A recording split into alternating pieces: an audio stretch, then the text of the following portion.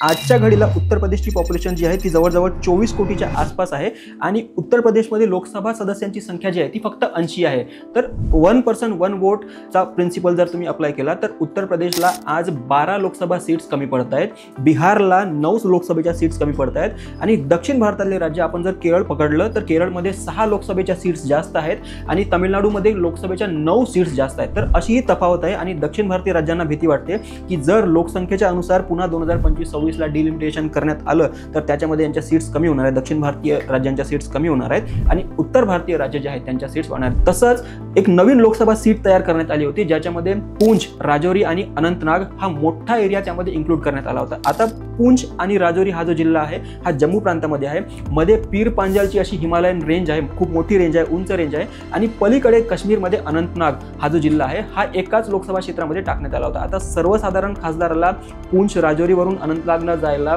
कारने जरी असेल तरी 12-15 तासांचा वेळ निघून जात असतो। त्यामुळे एवढं मोठं क्षेत्रफळ असलेला लोकसभेचं क्षेत्र तुम्ही कशाला तयार केलं असं ते प्रश्न विचारण्यात येत होते आणि त्यामधून एक हेतू असा दिसत होता की अनंतनाग जी अगोदर सीट होती ती मुस्लिम बहुल सीट होती, मुस्लिमांचं प्राबल्य होतं, मात्र पुंछ, राजौरी याच्याशी कंबाईन केल्यानंतर त्यामधला मुस्लिमांच्या फेवरमधला जो अगोदर बॅलन्स होता तो आता हिंदूंच्या आणि शिखांच्या फेवरमध्ये टिल्ट झालेला आहे। तसंच आसाममध्ये जेव्हा डिलिमिटेशन झालं होतं अलीकडेच तेव्हा आसाममधले जे 10 मुस्लिम बहुल जिल्हे आहेत त्या मुस्लिम बहुल जिल्ह्यांची विभागणी अशी करण्यात आली होती की ते कम्प्लिटली एलिमिनेट झाले होते। तर यामुळे डिलिमिटेशन कमिशनने अलीकडे जे काही ऑर्डर पास केलेले आहेत त्याच्यावरून बरी चर्चा झाली होती आणि बरेच वाद झाले होते।